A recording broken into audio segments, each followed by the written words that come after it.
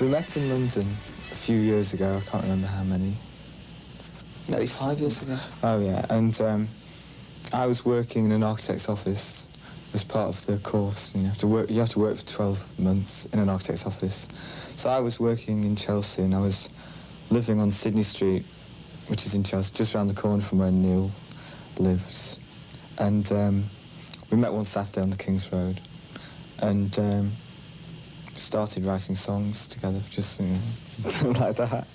And then I went back to Liverpool, and I used to come to London. We used to write songs together in this little recording studio in Camden Town, which was a friend of ours. And then Neil went over to... It's quite hard to remember it all in order. Anyway, and then Neil went over to New York to interview the Police at Shea Stadium. And he only went there for a couple of days. And so whilst he was there, he went and met Bobby O, who was one of our favourite record producers, sort of collected all his records and that. And Bobby O sort of just said, oh, let's make a record.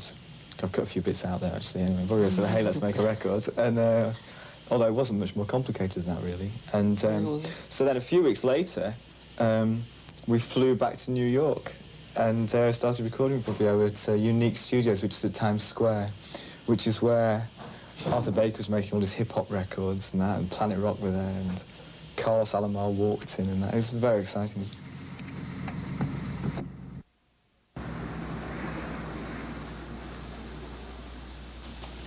We made West End Girls the first time.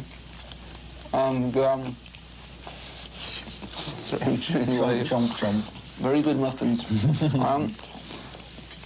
We made West End Girls, and it was released in 1984 in Britain, where it sank without trace. It wasn't a hit or anything.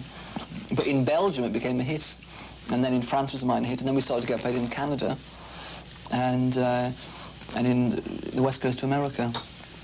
And we were signed to Bobby Orlando's company, and at the end of 1984 we broke with him because he was in New York, we were in London, and it was a kind of a geographical problem there. We couldn't really maintain this relationship.